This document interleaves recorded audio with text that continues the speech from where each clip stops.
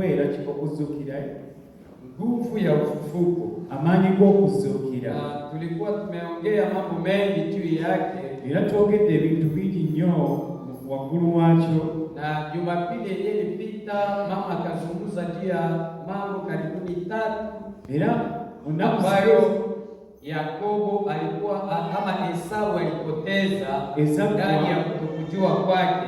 Ku lunaku lwa Sande mama we yatubuulira bintu ebikwatagana. Esau alipoteza urithi wake na akapoteza na baraka zake. Esau yabuza emikisa gye. Yakobo naye ama Yuda naye akapoteza vitu vyake vyenye alikuwa navyo. Naye n'abuza ebintu ebyo, akapoteza mshipi yake, akapoteza pia muhuri yake, akapoteza pia na gongo yake, n'abuza sigiri kyaye. Vitu vitatu viko vya maana sana ndani ya maisha ya mtu, ate ebyo bintu bya mugaso nnyo eri abantu. Na kitu kenye kilinimarike ndani ya ule Yuda, ate kintu ekyamaakinga ku Yuda ilikuwa kuona kuvunjika yake, okulaba ama kujitambua yake, okwezuula. Wakati wiko nasema nani alifanya hivi, yeye peke kwanza kaja mumulete ule mwanamke. Babuza nti ani yakoze kino?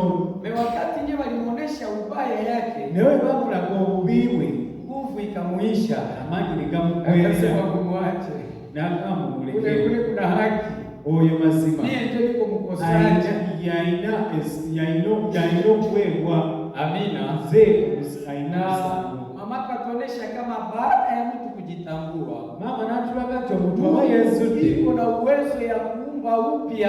Katonda alina obusobozi obw'okuumba. Ukisema ndani ya ile Zaburi 51 nasema uniumbie tena roho mpya, maana ile roho yenyewe alikuwa nayo ya connection na Mungu iliharibika wakati yenyewe alitenda maovu. Cyari kimwe kuharibika, ngebintu bimaze kuba umbe tena roho ingine. Katonda alina okukumbira kufanya mabaya, osooka omutima omukozi w'ebibi. Tuwe watu wa kujitambua na abantu abokwetegeera n'okwenenya, tambua uovu yako, okutegeera ekibi kyo kutengeneza n'okutereeza. Huyu Yuda hakonaka batu, Yuda teyatubuulira haya hata mbele ya mtoto yake, teyawulira nsonyi n'erimu kumpi n'omwana we, na mkazana yako omuntu n'asula n'omuzaana wake yenyewe. Bafaransa wanita tabu, kiba maana kitu mwake akufezereka kale kiba kintu kyakive, ekintu ekiswaliza alifanya ekyo omuntu yeye akuona ile kasema tu ndugu wewe n'abanzekisa teyalaba kuswamo. Mtu anaposimama haibidi ule mtu akwe na iko na natire ya kimutu, inabidi akwe ndani ya natire ya kimungu, ndio ataweza kutoa maneno ya kimungu, kwa sababu maneno ya mwili haitarithi ufalme wa mbinguni, lakini roho ambayo iko ndani yetu ndio ina uwezo ya kurithi ufalme wa mbinguni. Ndio maana Biblia inasema akili ya wenyewe, akili ya dunia hii ni upumbavu mbele ya nani? Mbele ya Mungu. Ndio kunaona wengine wanasema kama wewe unasoma theology hakuna kwenye ni mzuri, lakini vingi iko formula ya akili ya watu ya dunia hii, lakini roho wa Mungu akiingia ndani ya mtu na anaanza kufanya kazi, ule mtu iko zaidi ya teolojia yenye watu hapa wanasoma, na akifundisha anafundisha maneno yaliyo ya ufunuo wa Roho Mtakatifu, kwa sababu huyu roho ndio anatupatanisha na nani? Na Yesu Kristo. Tukasema kwamba huyu roho ama hii muhuri iko na kazi pia ya kutukumbusha ulianguka wapi. Ndio Biblia inasema kumbuka wapi ulipoanguka. Amina. Ni kusema kama mtu akikumbuka iko na uwezo ya kurudia tena kufanya nini? Kutengeneza kadiri yenyewe tulifundishiwa ile dimanche passé. Ni kusema Yuda alitenda maovu, lakini hakujiengende na ile uovu yake, lakini wakati matokeo ya ile uovu ilitokea akakumbuka kwa kisi sevre, alikiaka kwa huyu mama na akalala naye. Sasa ni mbili atengeneze katikati ya watu. Sasa kazi yake ni kukumbusha ulianguka wapi, ulishindiwa wapi, ulipungukiwa kunini.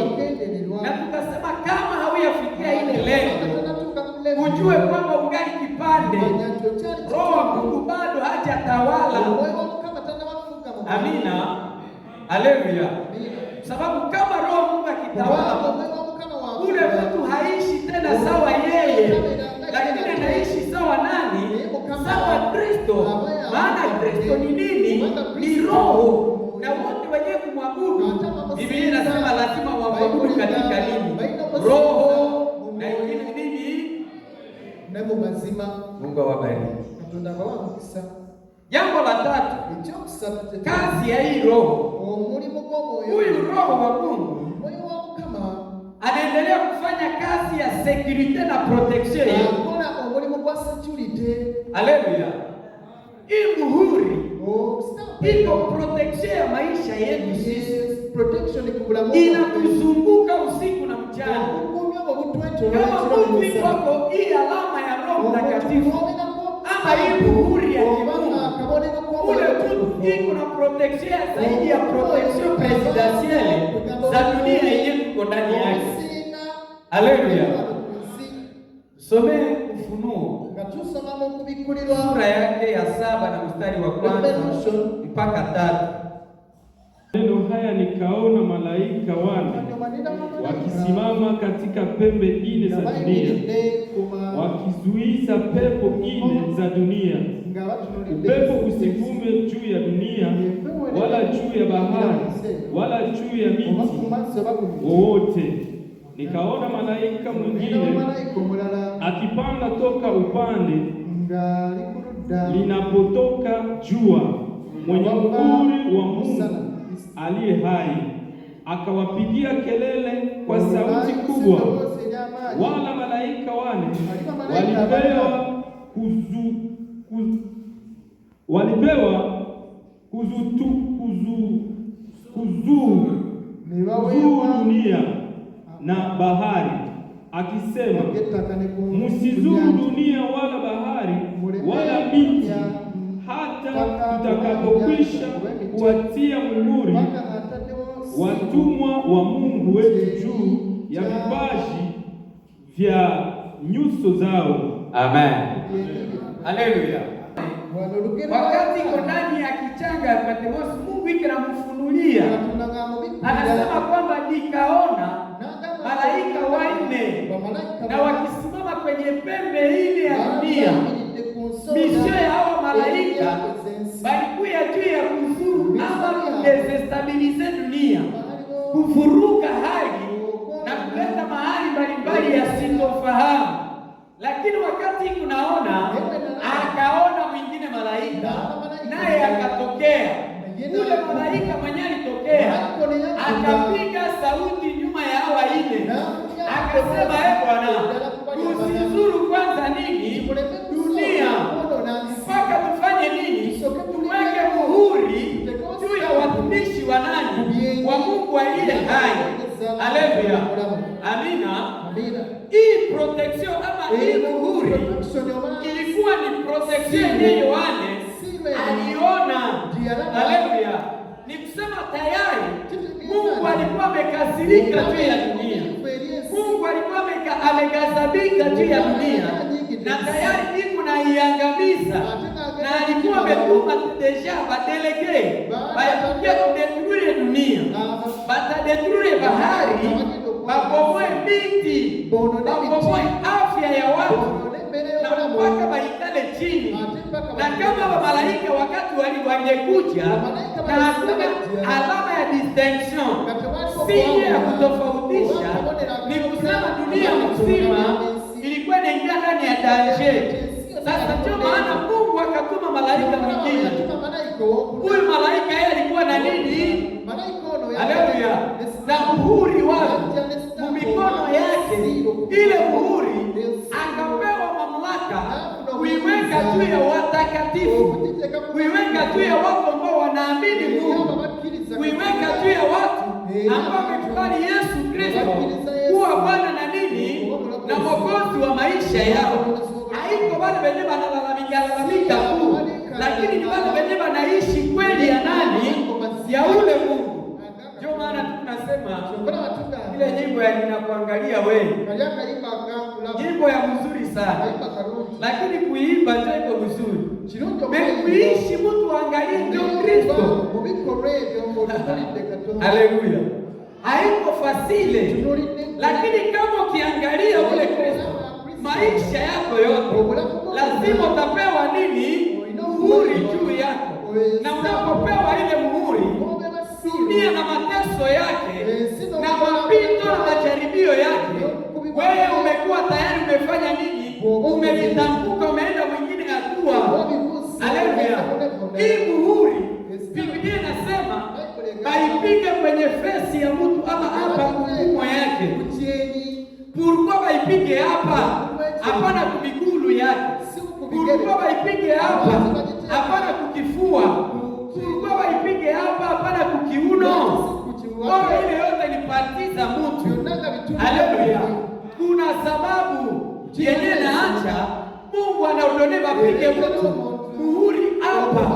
Hata watu ya kimapepo wakati biko wanapeza mtu ama kuangalia wanafiziaka hapa yako baone nini iko hapa yako.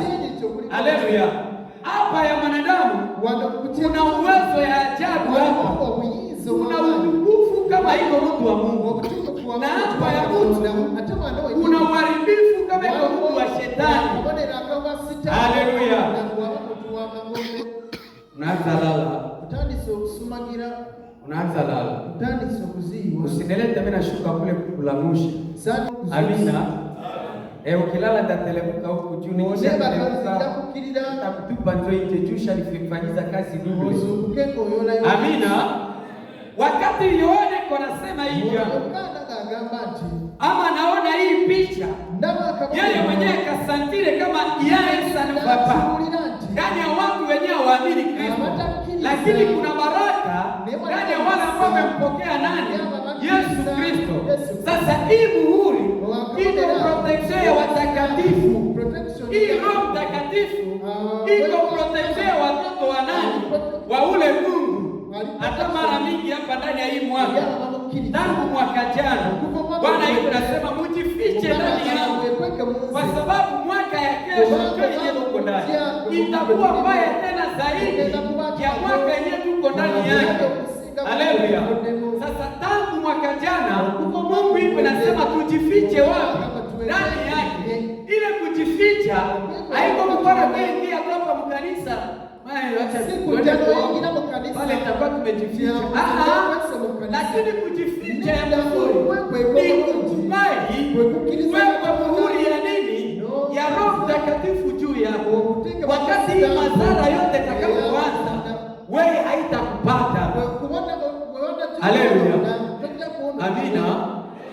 Kama kuna hali ya dunia kwa kikweli, hii ndio saa. Amina. Uniambilie kwamba iko pembeni. Mwambie hii ndio saa. Umwambie. Na umwambie hii ndio wakati ya kujitayarisha. Haleluya. Hakuna wakati ingine. Maneno Yesu alisema yote inaanza kutimia. Tena kutimia kwa zaidi kwa jinsi yote tulikuwa tunawasia. Amina. Amen. Sasa kama hautajificha ndani ya hii muhuri, kama utapigwa hii chapa ya Yesu Kristo, wewe ujiadhande, ujitoelelee. Hata utakuja hapa kuomba miaka, kama huna ile chapa ya Yesu Kristo, kwako ni nini? Utafika hapo na lalamika, unafungula sauti. Wakati ile mateso inapoanza, na watapitia tukani. Amina. Tuko na hiyo. Corona silitokea hapa na pepeta watu na pepa. Na watu wenyewe unawazia na mapasteri banakufa. Na wenyewe bana pesa banakufa. Wewe ujiulize wewe kama uko nini? Wewe uko nini, kwa nini haukufa? Amina. Unawaza tu kuna akili. Amina. Maaksida yenyewe unafanyika malaika hapa leo. Mchana na usiku bado niko na kufa. Sio malaika wale. Bazuru bahari. Ndani ya manayade yenyewe kunafanyika ndani ya bahari. Haike ya kuhesabia. Maaksida barabarani. Haike ya kuhesabia. Huku naona na maji. Inondasio ya ajabu inamwagika ndani ya maji mbalimbali. Sasa ile yote iko matokeo ya hao malaika. Amina. Wameanza kufanya nini? Kazi yao. Sasa kama wao utabakia ndani ya hali ya ukawaida na utaingia ndani ya Yesu Kristo na wewe usipigwe muhuri wa Roho Mtakatifu, Bwana usikushike Mungu milai. Amina. Haleluya. Somele Ufunuo kenda mstari wake wa 4. Somele okubikulira okumwenda. Ufunuo kenda mstari wake wa 4. Ambiwa wasiharibishe majina. Wakaambiwa waleme kuona grass. Rudia mzuri. Wakaambiwa wasiharibishe majina ya dunia, majani ya dunia, wala kitu chochote kilicho kibichi, wala mti wowote, ila wale watu wasio na alama ya Mungu katika vipaji vya nyuso zao. Haleluya. Tuende kwanza tu pole pole. Tugende pole. Isikwe maneno yao alisema mbio mbio tukusikia mwenda nyawe tusomee. Akawaambia habari yenyewe Mungu anamfunulia tena Yohana. Na njike za ajabu zimeingia ndani ya ulimwengu. Zile njike zikapewa mamlaka. Hazikuye kuluma majani. Hazikuye kula kitu kingine. Lakini zinakuya kupike mwanadamu. Kuluma mwanadamu. Ai. Ushakalumiwa kwa na nge. Zigezani zikulumie kwa. Bagapi nge shakabaluma.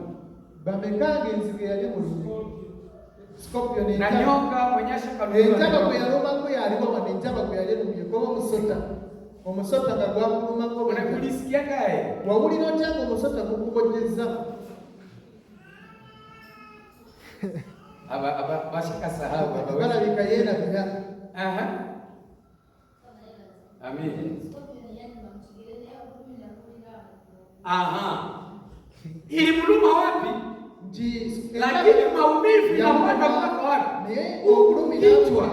Uchungu ya nini? Ya nge. Sasa hii kike ile ni kwa scorpion gani? Moyo inaluma mtu. Maumivu ya ile inapanda mpaka kumoho na inafika mpaka kuseru. Sasa maumivu ya hii kike yenyewe na kuya hii. Iko zaidi ya ile scorpion.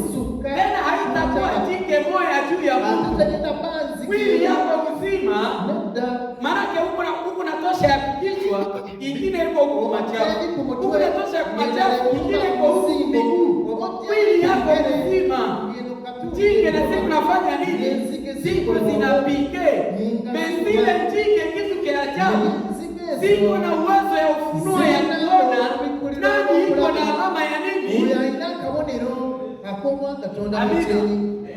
Njige iko na ufunuo ya kuona mtu mwenyewe iko na alama ya muhuri ya Yesu Kristo wapi? Hapa fro yake. Kama hauna ile alama, wewe uko mambo ya kupata mateso ya nini? Ya ile njige yenyewe na yeneme. Ndio muda. Usifikirie kutatokea ingine muda. Na usifikirie kama nyuma hapa tena kuko ingine habari njema. Ya kuzidi yenyewe tuko tunafundisha usiku na mchana juu ya kuandaa maisha yako. Kamatana na Yesu Kristo akuwe namba moja ndani ya maisha yako. Hii njike haikuye kuleta mauti, lakini inakuya kuleta nini? Sufrase juu ya inakuluma, hautakufa, lakini mateso ya uchungu yenyewe unasikia. Ndio pale Biblia inasema wengine watasema wanaenda chini ya mlima. Wanaambia mlima, mateso yanafanya nini? Inapita. Acha basi ungelituangukia. Lakini mlima inasema mimi sina tena ile authority ya kuangukia watu. Anaenda chini ya miti. Anasema miti niangukie. Na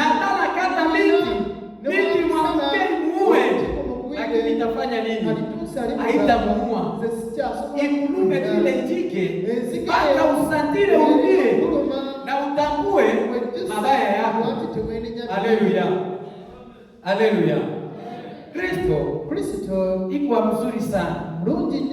Unaona kama mbele kitu kitokee, iko anatutayarisha kwa hii vitu yote vyenye viko vinatokea na vyenye vitatokea, kwa sababu ndio tunaanza.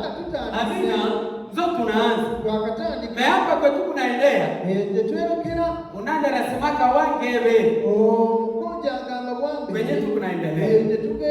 Amina, wangebe ndio mwenye ataishi na ndio mwenye atapona kwa hiyo. Bila tu mwenye kuna nini? Jambo la kufuata malaine. Muhuri iko na uwezo ya kuzuia mauti. Haleluya. Hii alama ina uwezo ya kuzuia mauti isipate na isikuangukie. Tusomee Ezekieli. Sura yake ni ya 9 na mstari wa 4 tutatamka na tusomea na ya 6. Yeye nasema Bwana akamwambia pita katika mji katikati ya Yerusalemu, na tia alama juu ya nyuso za watu wanaokua na kulia kwa sababu ya machukizo yote yanayofanywa katikati yake. Mstari wake wa 6 nasema, uweni kabisa mzee, kijana na msichana na watoto wadogo na wanawake, lakini msikaribie mtu aliye na alama ile juu yake, na anzeni kwa pahali pangu patakatifu. Alafu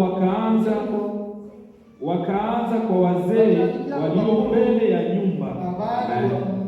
Haleluya. Habari ya hii muhuri ama Roho Mtakatifu, hii kwa habari ya Ezekieli yenye na kuongozwa na ufunuo, iko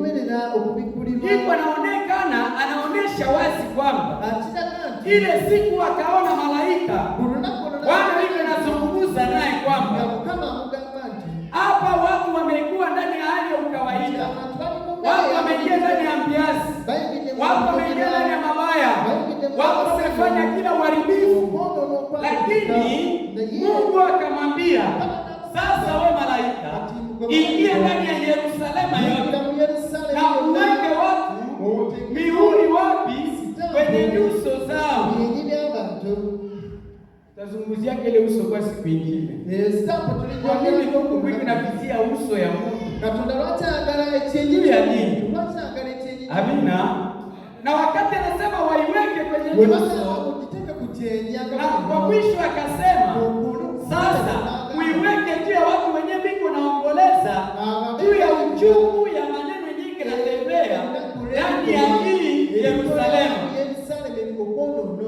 Haleluya. Eske huko na kesha? Leo kesa. Wakati unaona mabaya huko na kesha kweli? Uliona ba ebilinda bikolebwa munsi. Wote Ezekieli ilipata hapo. Ilikuwa kuweka juu ya benye biko na kesha, benye wanaona uchungu. Banaona wanasatire mabaya ya watu. Ya kama inakosesha amani ndani ya watu. Wale kama wewe nini? Alama juu ya nyuso zao. Eske kweli huko na kesha? Kama Mungu akikia tafuta benye atawekea hii alama, atakukuta na wewe na huko na kesha. Hapo unaiona tu kwa kawaida. Unaona wewe hapo kuna sharatiko na sasa ile ni lao mtu ngalimubia wewe shaka ukoka shaka yuko na Yesu hatuko vile. Unaona wewe unaenda kujia hapo ulinga agenda unasema hapo mekushindwa kupiga magoti chini na kusema Mungu, ona watu hapa. Amina.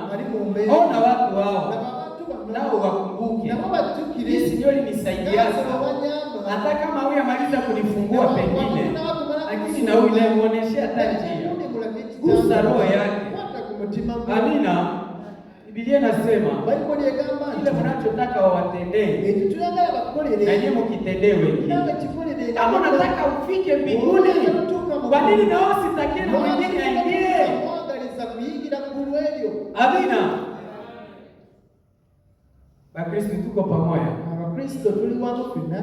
Sikia Yesu akikuya akipita ndani ya mlango.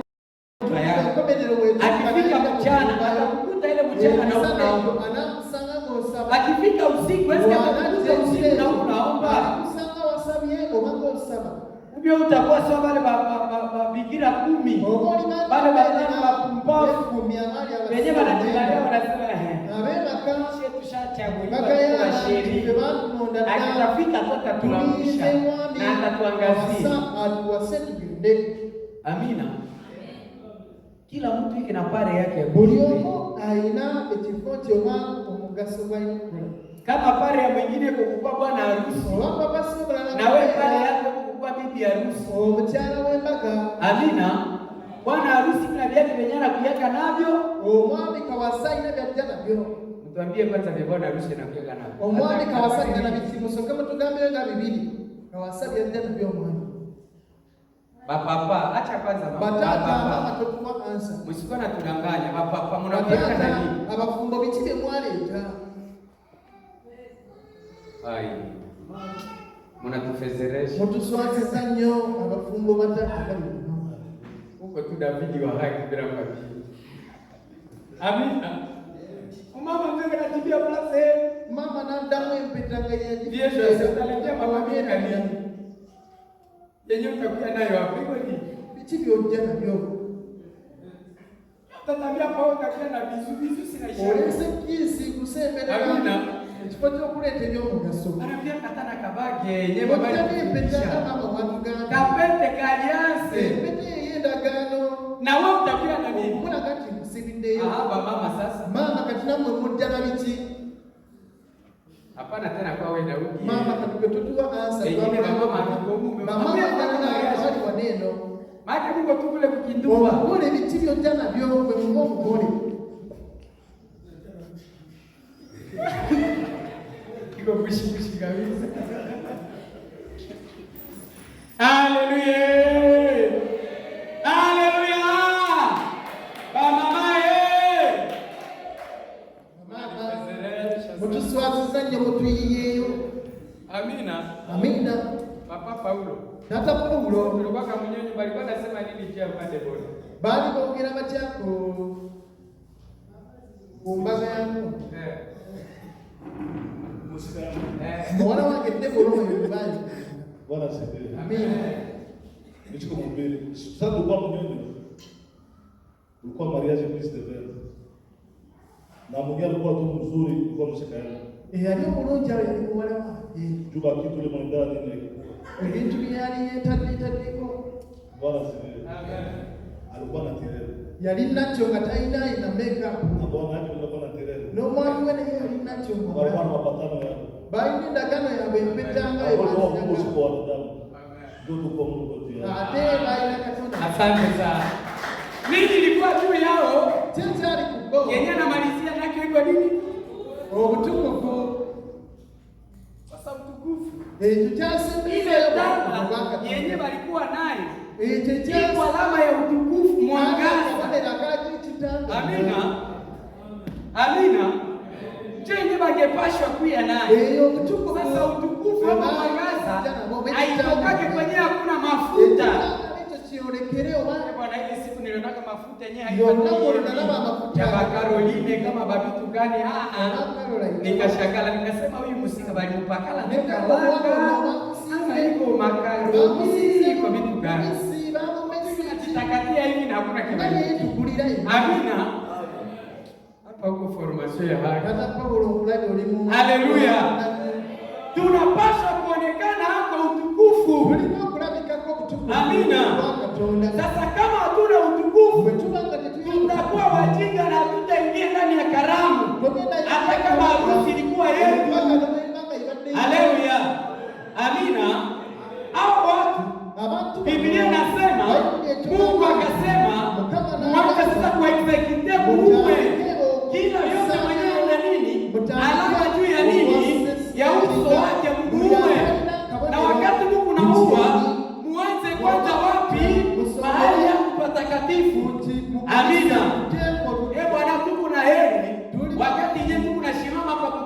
uache dhambi. Lakini iko ole wakati execution ya hukumu ya dhambi inapoanza, kwa sababu haitaanza kwako, lakini ile hukumu itaanza kwetu shile wenye wasimama hapa. Shile ya kusema Bwana anasema, ndio hukumu itaanzia kwetu. Shile ya kufundisha, shile ya kutabiri, shile ya kuongoza wengine, kwetu ndio hukumu itafanya nini? Itaanzia. Ndio maana Paulo anasema wakati Mungu naomba na mie Paulo mfanye nini?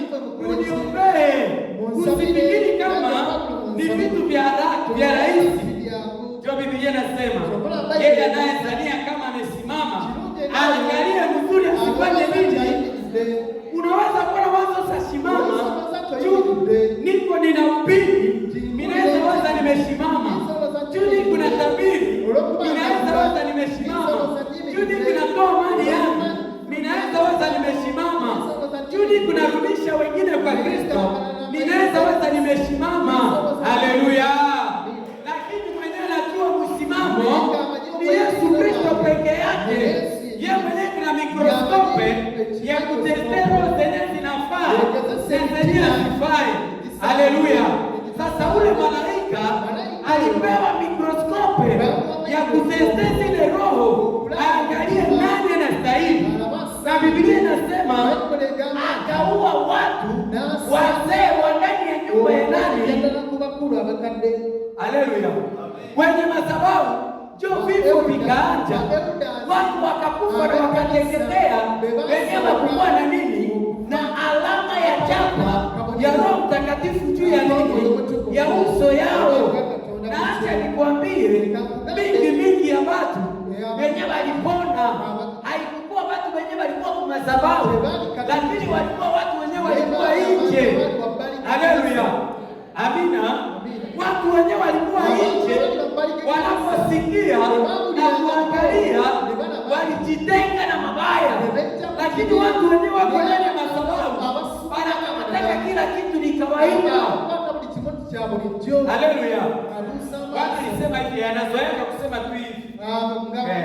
Mimi nishakatembea na Mungu miaka mingi, anasema tu hivi.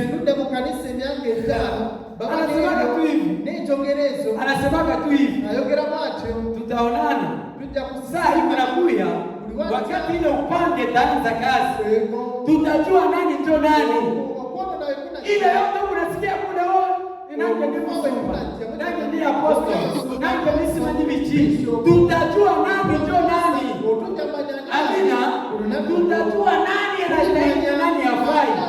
Na hata hapa kwenye tuko Bwana hatutakatala kusema kama shetani hasiweza kutupitia, hata kama ikikuwa mie na mimi utajua kenye niko wakati malaika wa wazimu atakapoanza kufanya nini kazi yake. Lakini kitu kitakuponesha, kitu kenye kitaliponesha ni kitu gani? Akabonero akakatonda kutini. Haleluya. Eski ushaka ipata na yebo kalina zinachizibomoyo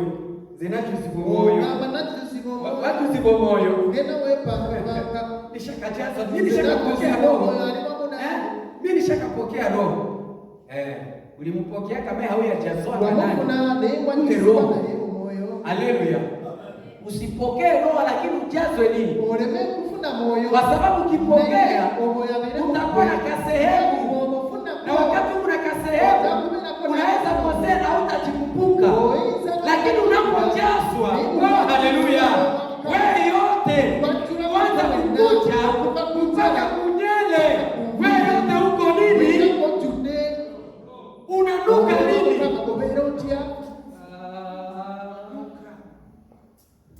Amen.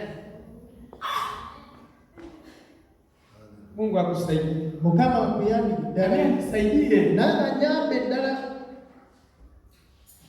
Na Yesu alifaka pia kukufa bali. Na Yesu yakona tupigie kwanza kifo ya Yesu mikono.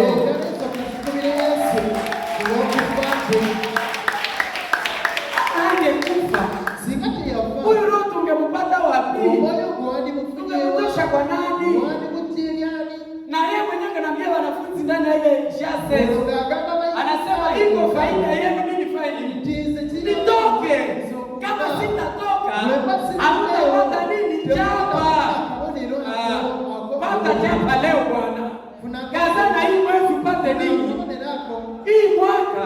yenye Mungu amesema ni ya kuumba, ujitahidi na wewe upate nini?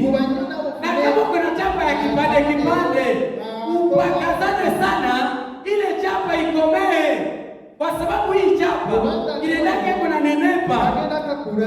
Mtumishi mwa ndani ya Biblia anasema wakati nilipoanza tembea ndani ya ile maji kwa miguu yangu ikitembea ikanifika kwa miguu, nikaendelea nikafika kwa magoti, nikaendelea ikanifika mkiuno, nikaendelea ikafika kwa kifua, nikaendelea ikafika mshingo, mwisho maji kapanda ndani. Haleluya! Roho Mtakatifu ule kama uko unamusikia anataka na wewe kwa watu. Leo anakukamata hivi, kesho ndio umeongezeka tena kwa kitu kingine, kesho yake tena unaongezeka kwa kitu kingine, mwisho bado sema anataka kukuona, anasema huyu haiko tena, huyu haiko Filemo, huyu haiko Jano, huyu haiko Gershome, lakini huyu yuko nani? Kama kikosa inakuona na wenyewe wanajua Mungu ababadilika. Haleluya! Acha tuzungumze muhuri ya pili ya shetani. Tuongelee kustapu ya kubiri. Muhuri ya pili ya shetani. Sibe ya kubiri ya shetani. Hii muhuri yenyewe tunazungumzia ni ya Mungu. Ndio sibe tutatuongelea kwa ya. Tulizungumza muhuri ya kwanza ya shetani. Ile muhuri ya kwanza alipiga juu ya jiwe. Yajikuba kujiza kwa jinsi ameona kwa tusome kwa Ufunuo. Tusomele kama kwa tono. Ufunuo okubikulirwa 13:11 mpaka 13:14. Kaona nyuma mwingine akipanda juu toka dunia, naye alikuwa na pembe mbili mfano wa mwana kondoo, akasema kama joka, naye anafanya maneno kwa uwezo wote wa nyama yule ya kwanza mbele yake, na kufanya dunia nao wanaokaa ndani yake waabudu nyama ya kwanza, ndiyo kidonda chake cha mti kilipona. Naye alifanya mastaajabu makubwa, hata kufanya moto kushuka toka mbinguni juu ya dunia mbele ya watu, naye anawakosesha wale wanakaa juu ya dunia kwa mastaajabu yale aliyoyapewa. Akafanya mbele ya nyama, akiwaambia wale wanaokaa juu ya dunia kufanyia sanamu yule nyama aliyekuwa na kidonda cha upanga, naye aliishi akapewa uwezo katika pumzi katika ile sanamu ya nyama, hata ile sanamu ya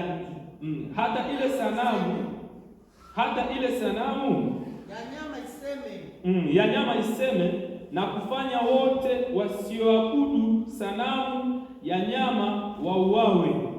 Naye anayewafanya wote wadogo na wakubwa na matajiri na maskini na wakuru na wafungwa watiwe chapa katika mkono wao wa kuume au katika vipaji vya nyuso zao.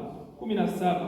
Tena mtu asiweze kununua wala kuuza asipokuwa na chapa ile au jina la nyama yule au hesabu ya jina lake. Hapa ndipo akili hapa ndiyo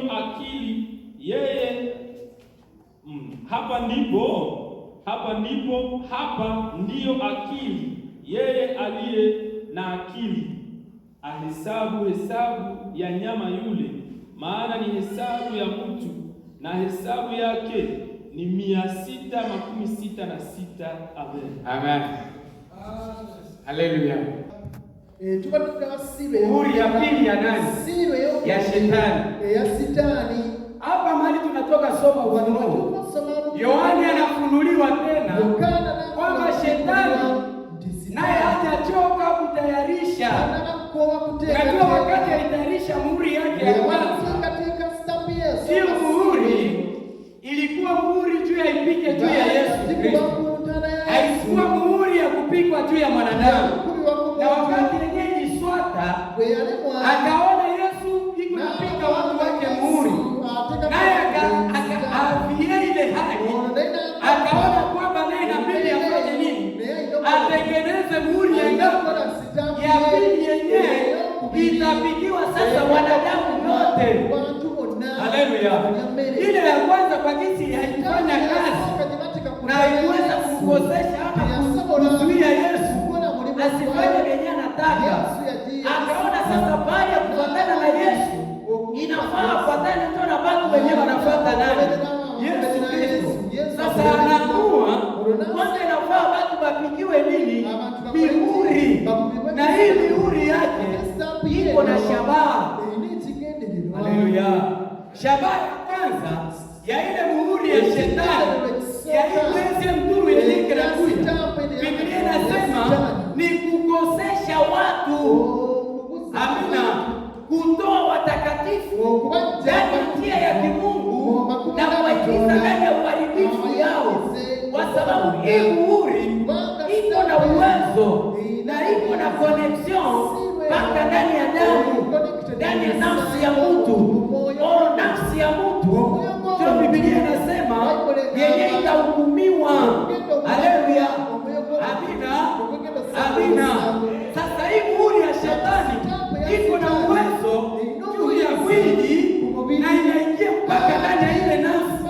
Sasa iko na vizia kama akiipika watu, hata kama walikuwa hapo chapa ya Mungu, ile muhuri itaenda kuona muhuri ya Mungu yenye iko ndani yako. Haleluya! Acha nikwambie kitu kimoja. Muhuri ya bypassulaki. Lakini muhuri wanafanyaka nini? Wanaivunjaka. Haleluya! Kwa sababu Yesu Biblia inatushuhudia kwamba alipasua mabarua ya nini? Ya mashitaka. Lakini akavunja nini? Muhuri. Haleluya! Na vile vitabu vyenyewe vilikuwa vimeweza kufungwa mpaka mwanadamu asifanye nini? Asivifungule. Na ile mihuri yenyewe ikana tutenga, yeye akazivunja, lakini mabarua akazipasua. Haleluya! Sasa muhuri inaweza vunjika.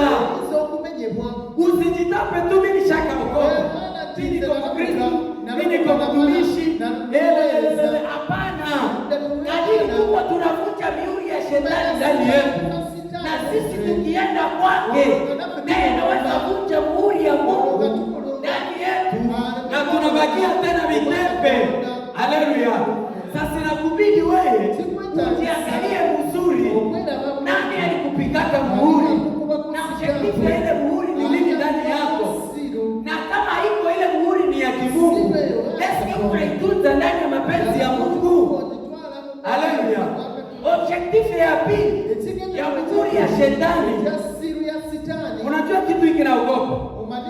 Aliona kwamba Yesu alitabiriaka kama atakuya, lakini namna yenyewe alifikaka yeye mwenyewe hakuelewaka kama alitokea yeye, kwa sababu ndani ya anga alikuwa amesimamisha majeshi na majeshi kuweza kuresiste Yesu asipite ndani ya anga.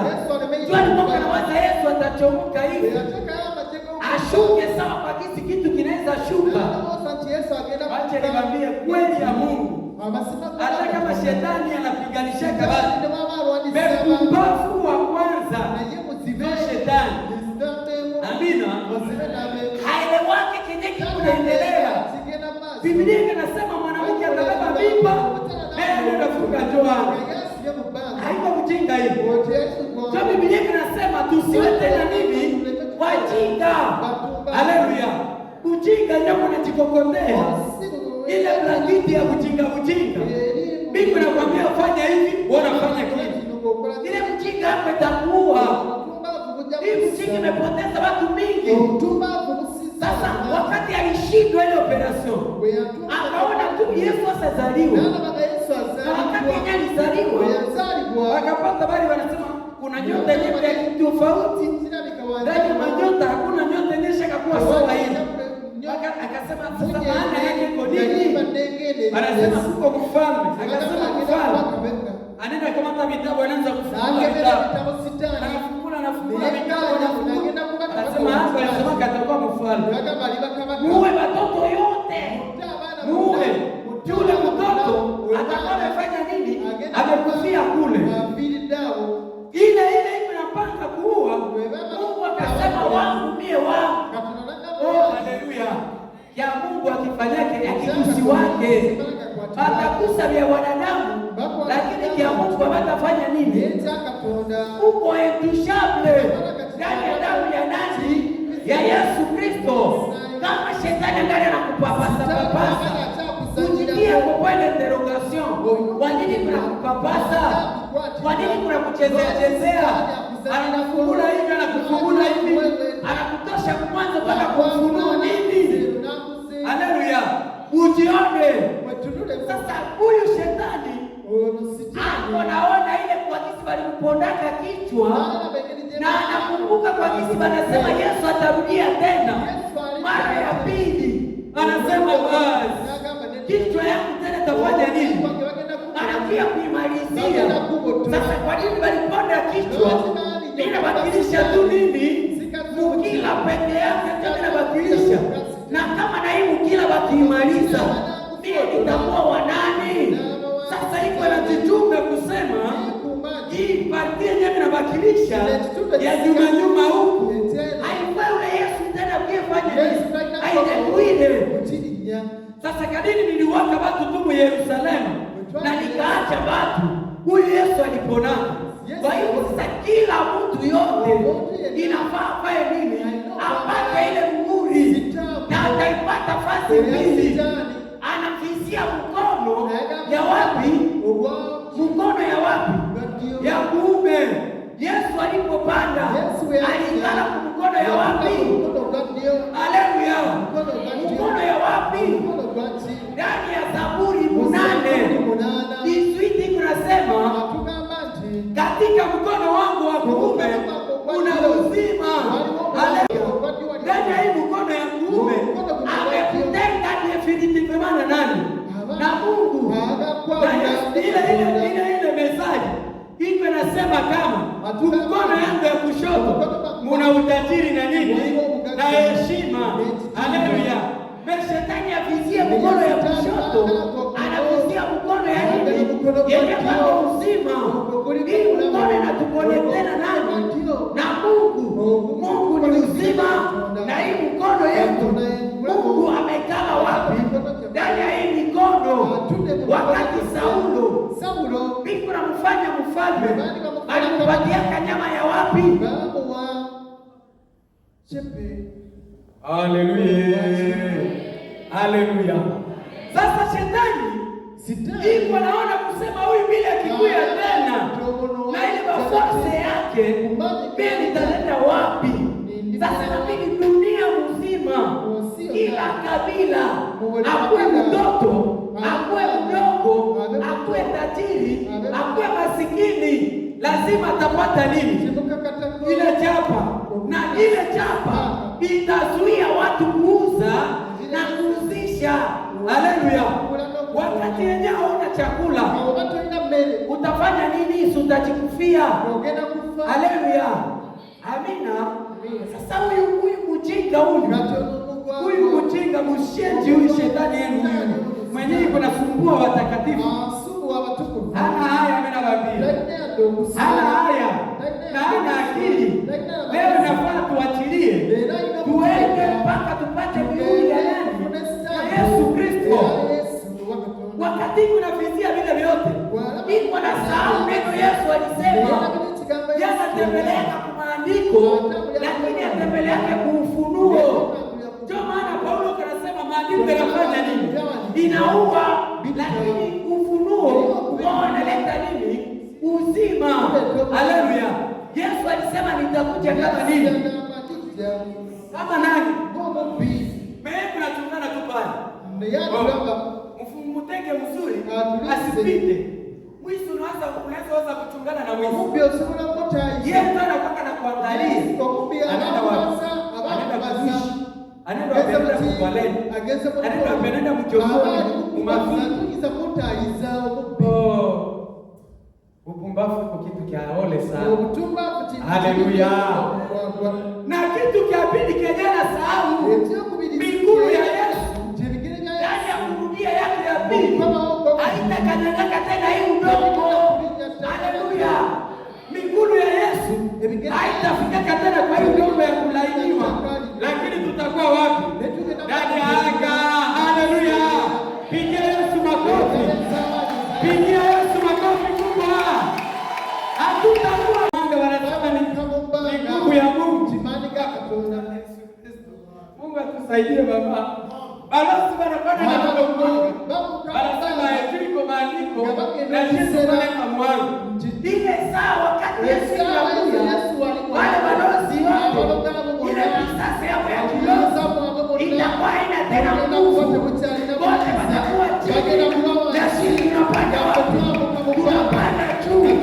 Kwa sababu Masiha atakuwa amekuwa maji yetu. Atakuwa amekuwa simamo yetu. Na wakati anasimama ndani yake, anakuya kule ndani yake. Anaangalia kwenye mama fikiri. Anatia mgongo. Anafika basi anatia mgongo. Na anaenda. Haleluya. Sasa shetani ndani ya mjinga yake aelewe hii neno, aelewe ile ufunuo. Niko pale kwa kushangana tu hivi. Lakini wewe mtoto wa Mungu, funguka nini? Funguka nini? Haleluya. Tuko tunaenda. Saa iko naenea. Hivi mwili hivi. Hivi koti yenye usinyeusi. Hatutaenda navyo hivi. Vitabakia wapi? Elia aliachaka nguo yake. Akapasua na tupa chini. Akaenda na nini? Na utukufu. Ndio maana ninasema bibi harusi anakuyaka na nini? Na utukufu. Kama una utukufu utaingia kumbingu ya nani? Na Yesu yeye mwenyewe ndani ya ile Yohane anasema Baba, unirudishie utukufu yangu ya wapi? Ya kwanza nilikuwa nayo. Nikusema hata kuingia mbinguni kama na yeye bala ile utukufu. Sema amina. Sasa hii nyama yenyewe Yohane anaona. Biblia inasema hii nyama ilikuwa na pembe ngapi? Pembe mbili. Na ile nyama tena ikakuwa na forma ya nini? Ya mwana kondoo. Sasa tunaenda Mungu wangu. Meeleze matungali tuko tumudumini. Na yetu chali kusibo. Yesu alisemaka usibatoshe. Yesu yanakolemeka na ndio maana kushakaota. Kokola watu wakula. Tuko mihati. Yenye yao mwati atoka tupe vitu ya ajabu. Inayotika. Amina. Hatutaenda wapi? Tunaagenda wapi? Utakena kilozi yako ya upenye sema ule lazima ya kula viazi haitakuweza. Amina. Ile kilozi yako haitafanya kitu. Tuko hapa. Amina. Tuko wapi? Tuko hapa. Na kama hutakeuka wewe utakimbia. Amina. Kilozi obulogo ebe hauna haya unasema sasa pereze mama kuna hakosi balozi yote bikira funguliwa. Haleluya. Ile pepe mbili ama yeme aliya ya hii nyama inamaanisha uwezo. Na ukisoma pale kinasema ule nyama atakuwa na uwezo ya ajabu. Inakumada uwezo wa maji. Kusema tu muda.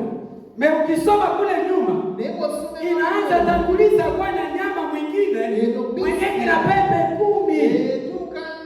Meacha tuache ile nyama kwanza. Tuingie kwa kunyama yetu hii yenyewe tuko nayo. Hata tena dakika 5. Kisha tumalize. Hii pepe mbili inamaanisha nguvu. Pepe juu ya kichwa inamaanisha nguvu. Inamaanisha uwezo. Inamaanisha mamlaka. signification ya mbili kuwa juu ya kichwa na iko mbili ina represente maana ki autorite mbili.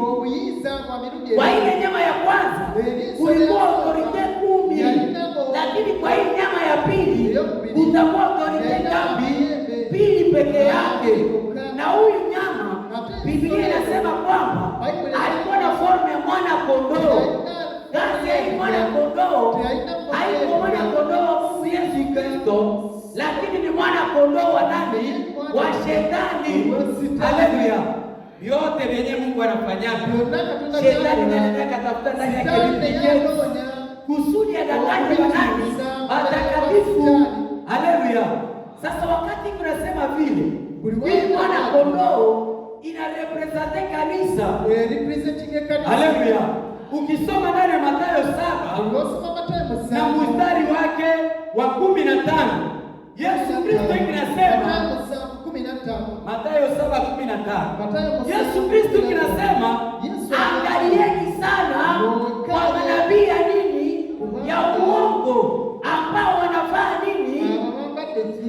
Kama unatupatia simu kwa karaka 15 Mathayo 7:15 tugamba manabii ya uongo wanaokuja kwenu wamevaa mavazi ambayo kwa ndani wao amina. Unamwona padri shuka kabisa kule kwa Anglikani jono na kabisa, askofu ashika natembea kabisa pole pole, kanzu moja mrefu sana na wengine huko wapastele huko na wengine wapastele huko tunabona kabisa hayezienda mbio sana usimuresone bana kupaka kwa resone anafanya pole pole kila cheshini ndani ya vile vinguo mubitiza unataiza nakula chibio kose huyo alishuka tuna hivi kanzu Kenya anafika pale nyie wote mnasimama wanampatia heshima yake anapita mpaka kwa sababu Kenya ni kala na hiyo anafanya nini kule kwa Katoliki mara moja anasema kule chini bana na hiyo repetition haezi sema Bwana awe nani? Bwana awe nani? Haiko sauti ya muziki kabisa. Amina. Banajivuta na sauti yenyewe inawakofota muweze nasikia ni kwa atire kwake.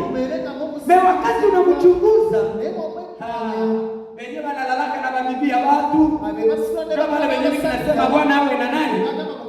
Wenyewe walevi ya kwanza, machawi ya kwanza, bado kufanya maincantation ya kwanza. Jewe mimi nasema Bwana awe nani? Banapaka bia kusema Bwana awe nani? Bako na mtu kibao habana nani? Bako bamulina akuwe na nyinyi nani aberena meza na kubana yake Bwana awe nani? Kama aberena mie takenda kunda nako. Sasa hii picha inavutia watu wengi. Bila kwambia ukienda ukanisa ya Katoliki ibada ya kwanza hata pale kuna mirembe pale. Mimi nilikuwa Mwanglikani wa ajabu. Mtumishi hapo. Barabara tufuata mpaka na huku wanasema wanataka kutupeleka tusome teolojia. Batutwale tusomee Bwana titi. Mtu tu mwenyewe Mungu ashapenda. Amina. Mimi nashukuru kwa Mungu kunipenda. Anisaidia niweze nitembee jinsi ninafaa. Haleluya. Ile forme yako hiyo fungu ya na matendo yenyewe niko nayo hawezi kukuacha ndani ya probleme. Ile yote ni mavazi ya nini? Ya kondoo yenyewe wanavaa, lakini nani? Yesu anasema ni umbo kali ya watu. Sasa wakati wanakuja ndani ya ile rizi ama uharibifu, ile strategia yenyewe wanatumia methodology inapokota watu wengi mpaka wanawafuata na tunaona kuumia hata watu wengine, kwa sababu kisha ona estetiki ya mtu ya ndani ya kanzu juu, hata kama hana nguo ya mzuri na kama iko na kanzu ya bie, ile kanzu yake inafunikana uchafu yake ya watu ya ndani. Amina. Lakini badasau kuvala Yesu Kristo afunike ile uchafu ya roho na ya nje. Haleluya. Sasa na wewe usikue vile. Ukisoma ndani ya kitabu ya Mwanzo, hii vitu ya ngozi ya ngozi yenye tunaongea iko vaste sana. Meacha tutapata muda tutaendelea. Mwanzo sura yake ya 27 na mstari wa 11 mpaka 14 mpaka 15. Ile utasomea hapa tu. Tunasoma habari ya nani? Ya Yakobo, wakati tunataka kwenda kukamata baraka mbele ya Isaka.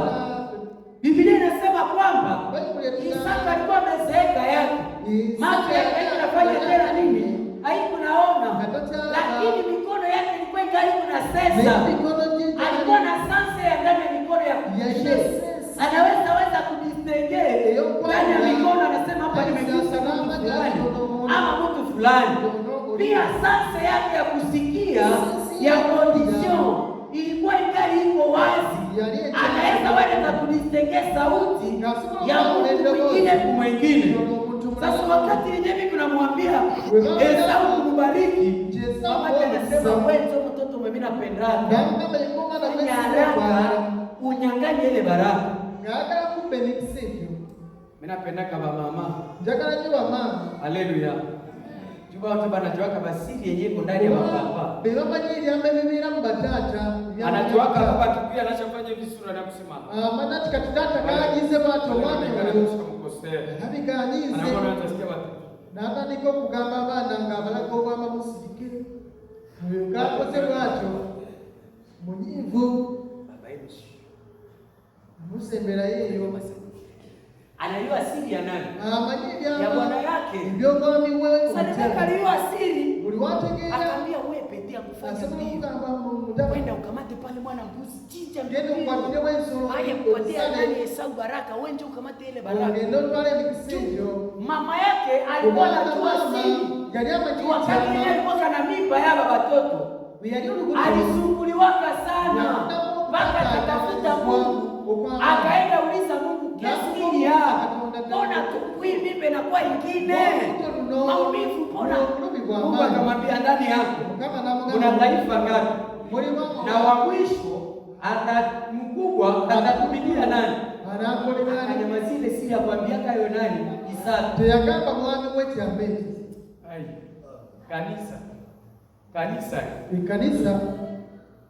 Kanisa ndio mama. Kanisa ye mama. Na baba ni nani? Ateta. Baba ni nani? Yes. Mwenye anajua siri ni nani? Anyama nyingi ni mama. Ni nani? Kanisa. Yeta ni mama. Siri ya baraka. Nyama byo mkisa.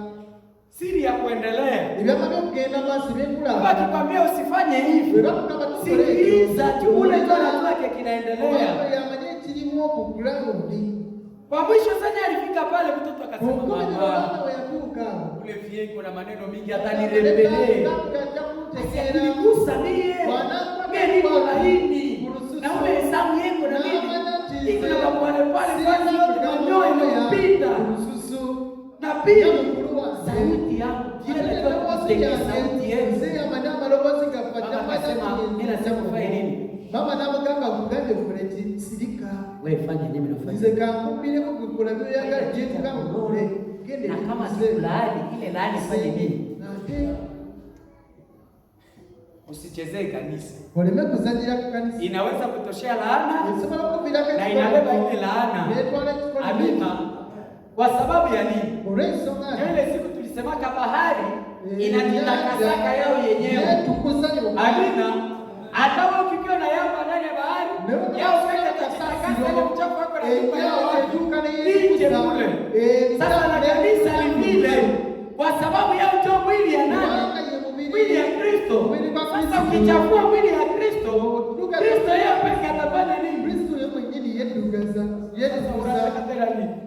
Kwa mwisho mama akasema uchinje na kondoo yenye kana manyoa, ufanye nini ile ngozi kwa mikono na huku kushingo.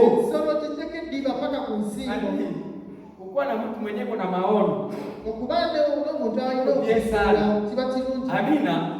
Huyu mama angepata ile maono zile neno wenyewe walisemaka mdogo mkubwa mdogo atatawala mkubwa, haiweza kufikia. Mmekapata maono kama madele tu tutafute tu nyama yenye itakuwa na manyoya sawa ya ule badi mwenyewe alisemaka atatumikia mdogo, akachinja ile nyama. Amina. Na wakaivalisha anakuya mbele ya Isaka na anasema papa, nimeleta ile nyama. Mbona nakuja mbio?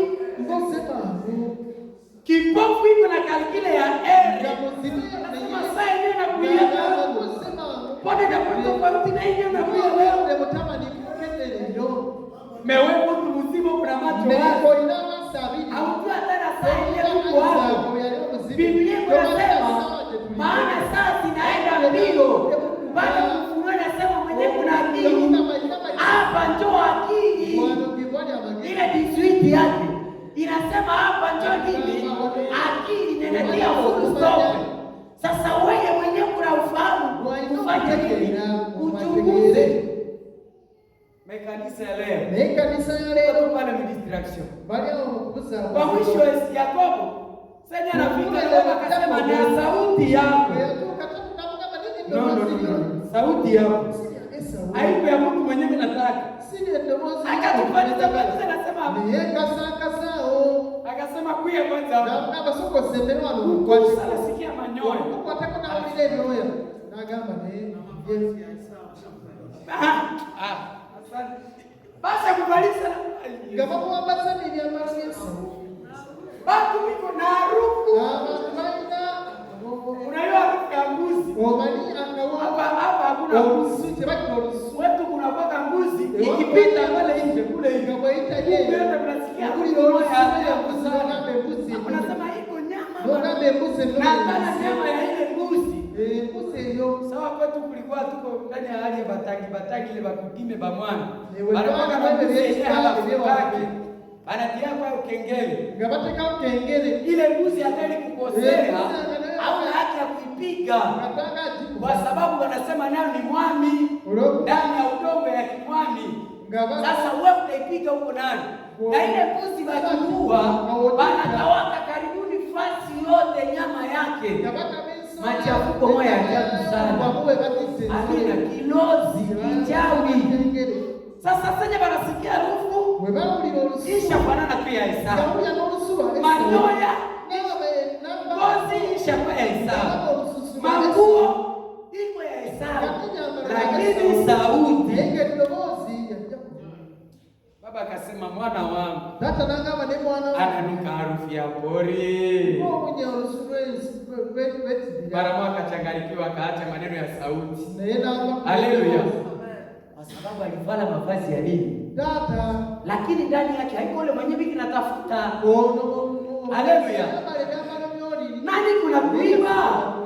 Nani kuna vala vyako na chokesha na mbele wangu? Kusudi la kubariki yeye na wabakie pale pale.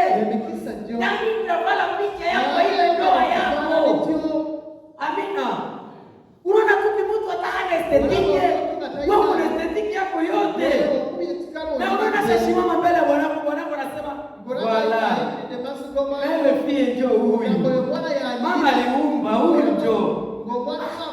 Kuna wasimamizi wanasema mbona huyu hakuenda kule bibi yake wadu. Amina. Hapana. Basha kufua kitu. Na wanakivala na kisha wanatokea rake wapi? Sasa nabakia tu Mungu wewe. Bwanangu wewe. Badie vitu nilifanyaka dini. Nilifanyaka nini? Mungu natupa mavazi yako haye. Amina.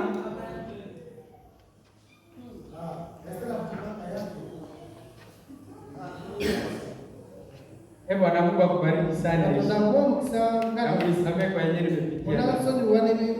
Tukutanane kwa majaliwa ya Mwenyezi Mungu. Amina.